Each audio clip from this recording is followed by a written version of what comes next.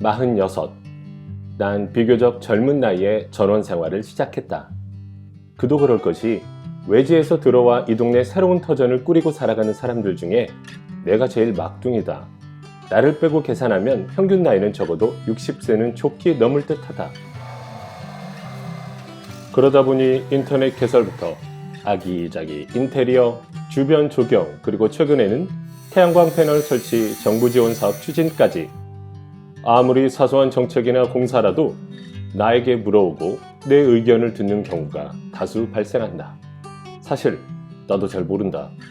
조금 먼저 이사와서 조금 먼저 설치했다는 이유로 여기저기 전화번호나 인터넷 주소 링크를 좀 알고 있다는 것밖에는 솔직히 주변 어른들보다 나은 것도 없다. 특히 텃밭 일구는 일은 아주 젬병이다. 그나마 조경은 관심이 있으니 꽃이나 나무를 살 때 조경원이나 화원 주인에게 물어보거나 농약이나 농자재를 살 때도 업자분들께 사정없이 질문하고 정보를 얻는 게 고작이다. 인터넷 정보는 아주 소량만 받아들인다. 각 지역의 기후나 토양 특성에 따라 잘 되는 작물이나 나무 등이 다르기 때문이다. 특히 강화도는 바람이 좀 많이 부는지라 기르면 안 되는 꽃들이 다수 있다는 것도 최근 알게 됐다. 동백나무를 정원에 심고 싶었는데 여기선 과감히 포기했다. 마을 사람들끼리 단톡방을 만들어 전원 생활에 관련된 좋은 정보들도 주고받는다. 허나 이것도 내가 떠들지 않으면 대체로 침묵이 가득 흐르는 방이다. 난 그래도 활성화를 위해 좋은 소식은 웬만하면 다 카톡에 올려 공유하는 편이다. 이러다 보니 최근에는 이장을 한번 맡아보라는 꽤 진지하고 강력한 제의도 들어왔다. 허나 난 엄밀히 말해 귀농도 아니고 바빠서, 아니 바빠야 하기 때문에 그 제안에는 손사래를 쳤다. 근데 하마터면 김칫국 마실 뻔했다. 알고 보니 이런 시골 마을 작은 공동체에서는 이곳 토박이가 아니면 누가 뽑아주지도 않는다고 한다. 20살 때 학교 때문에 홀로 올라와 26년이란 세월을 보냈던 서울. 난 어찌하여 이 서울 생활을 과감히 청산하게 됐을까? 아마 아들의 유학, 아내의 동행, 그리고 홀로 남게 된 아빠의 번민으로 인한 결과라 해야 맞을 것 같아. 언뜻 들으면 일반적인 상식으로는 이해가 안 갈 수도 있다. 아들의 유학 때문이라면 보통 한 집안의 가장은 치열한 비즈니스의 세계에 남아 외국으로 떠난 처자식을 위해 열심히 경제적 지원 사격, 통장의 잔고를 빵빵하게 채워주려 서울바닥에서 기는 게 일반적이지 않은가. 아들을 먼 타국으로 보내기로 결정하긴 했지만 내심 속으론 이제 죽었구나 했다. 말 그대로 기러기 신세가 되는 것 아닌가. 우리나라에서 처량한 신세 베스트를 꼽으라면 아마 기러기 아빠도 적어도 3위 안에는 들어갈 것이다. 난 과거에 그랬다. 절대 기러기 아빠는 되지 말아야지. 결혼할 때 아내하고도 얘기하고 서로 동의까지 했다. 우리 외국에 가더라도 서로 기러기는 되지 말자 라고 말이다. 둘 다 이 기러기라는 존재가 개불쌍하다는 걸 알고 있었기 때문이다. 매월 먼 곳에 있는 처자식을 위해 생활비를 꼬박꼬박 보내줘야 하며 그러기 위해 외로움과 개고생은 따놓은 당상이 되는 것이다. 그럼에도 우리 가족은 자식의 교육 환경을 위해 그리고 여러 가지 변수를 충분히 고려하여 일단 과감히 찢어지기를 결심하게 되었다. 그중 한참 부동산에 관심을 갖고 있는 우리 부부에게 모 구청에 근무하는 친한 친구의 달콤한 제안이 들어오게 된다. 그 친구 알, 옛 선조시대 유배지로 이름을 드높였던 강화도라는 땅이 앞으로 전망이 좋다더라 라는 소식이었다. 김포도 이미 포화 상태여서 강화도 땅값, 집값 무시 못할 것이다 라는 아주 강력한 꼬드김이었다. 뭐 통일까지는 아니더라도 멀리 보고 투자도 할 겸 선택해 보라는 것이었다.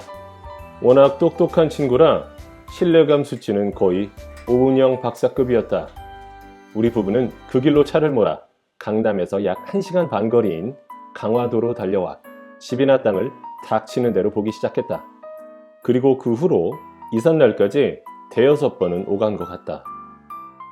그러는 와중 강화도에 꽤 멋진 전원주택이 많이 있고 여전히 많이 지어지고 있다는 사실을 알게 되고 일단 관심은 우선 토지보다는 주택으로 향하게 됐다. 그중 괜찮은 놈을 하나 고르기에 이른다. 그게 바로 지금 사는 이 집이다. 강화도 답사를 마친 우리 부부에게 10년 이후에 강화도라는 땅은 거주지로든 투자지로든 썩 괜찮은 물고기가 될 거라는 직감이 왔다.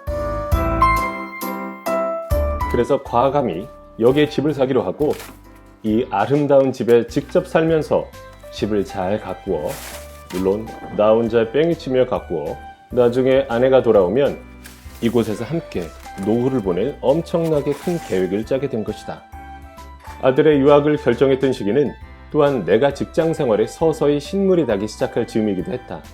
한참 개인 사업이나 작가로서 창의적인 일을 해보고 싶은 욕구가 꿈틀거리기 시작, 아니 폭발에 임박한 시기이기도 했다. 그래도 이 시점에 서울을 떠나는 건 인디애나 존스급 모험이었다. 설령 귀농을 한다 해도 확실한 담보 하나 없는 상황이었으니 말이다. 300평 정도의 땅을 추가로 사들여 본격적으로 농사를 시작해보는 플랜도 짜보았다. 그때까지 찔끔찔끔 간만 보고 있었던 유튜브를 본격적으로 착수하는 건 어떨까도 생각해보았다. 내 아내는 나를 전적으로 믿었던 것일까? 아님 아예 포기를 했던 것일까? 그날 밤 아내는 나에게 아주 강력한 하이파이브를 건네며 강화도 입성을 공식 선포했다. 그 구청에 근무한다는 친구의 제안이 결정적 한방이 된 셈이기도 했다. 일단 서울의 아파트는 임대를 놓기로 하고 드디어 별 관심도 없던 이 섬인지 육지인지 별 감이 안 생기는 강화도라는 땅에 전원주택, 언덕 위에 오렌지 지붕집을 샀다. 누구나 한 번쯤 가져보는 로망. 자, 이제 드디어 매일매일 앞마당에서 삼겹살을 구워 먹을 수 있게 된 것이다. 잔디 깎는 기계를 밀며 정원을 누빌 수 있게 된 것이다. 까놓고 이것만으로도 시골 전원주택으로 이사올 만한 충분한 이유가 되지 않는가. 정말 나중에 보게 된 거지만 나보다 늦게 입주한 이웃집 형님들을 보면 이사 온 후 정말 며칠 동안은 고기만 구워 먹더라. 하루는 친척들이 와서 또 하루는 친구들이 와서. 정말 시골에 살면 다들 그렇게 되는 건지 모르겠지만 사람들은 고기를 구워 먹어도 절대 본인들만 먹지 않는다. 내가 화단에 물이라도 주고 있으면 큰 소리로 나를 부른다. 그러다 보니 작년 여름과 가을 난 이 집 저 집 불려다니면서 추운 겨울에 앞서 내 복부와 피부층 여기저기에 충분한 지방을 축적할 수 있었다. 그렇게 자연스레 마을 사람들과 술자리도 갖게 되고 금방 친해지고 분위기로 말할 것 같으면 이보다 좋을 순 없는 것 같다. 오는 5월이면 내가 강화도에 온 지 1주년이 된다. 유후! 기념식이라도 해야 하나? 나무 하나 사서 기념식수라도 할까? 내 채널 구독자가 1000명만 됐더라도 구독자 이벤트와 함께 1주년 기념식을 성대하게 했을 텐데 많이 아쉽다. 내년 이맘때쯤엔 구독자들을 모시고 꼭 이 집 앞마당에서 구독자 이벤트를 할 수 있게 되기를 희망한다. 내 전원 생활이 성공적인지 판단하기에는 아직은 이른 것 같다. 좀 더 지켜봐야 할 것 같다. 영상을 통해 여러분들도 같이 지켜봐 주셨으면 한다. 오늘의 감상은 여기까지다. 비로소 완연한 봄이 온 것 같다. 모두들 건강한 모습으로 함께 해주기를 바란다. 아, 마지막으로 이 영상을 대한민국 모든 기러기 아빠들에게 바친다.